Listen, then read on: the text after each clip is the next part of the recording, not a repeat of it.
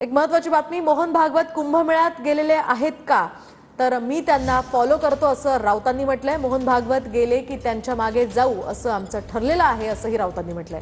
शिंदेंनी ठाकरेंनी केलेल्या प्रश्नावरून राऊतांनी हा टोला लगावलाय। तर शिंदेंनी ठाकरेंना एक प्रश्न केला होता, ते कुंभमेळ्याला का गेले नाहीत ते त्यांना विचारा असं त्यांनी म्हटलेलं होतं आणि त्यावरूनच राऊतांनी आता हे उत्तर दिलंय।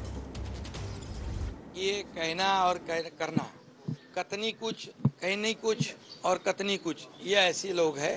तो इसके लिए कुंभ, महाकुंभ जो है, महाकुंभ एक अद्भुत महाकुंभ हुआ है।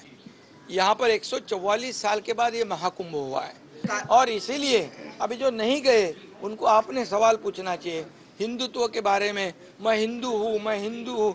बाला साहब ठाकरे जी ने गर्व से कहो हम हिंदू है का नारा दिया था। अभी हिंदू कहने के लिए डरते हैं, हिंदू हृदय सम्राट कहने के लिए डरते हैं। तो कहा गया है इनका हिंदुत्व, आप पूछो उनको। मग मी कुठे जातात?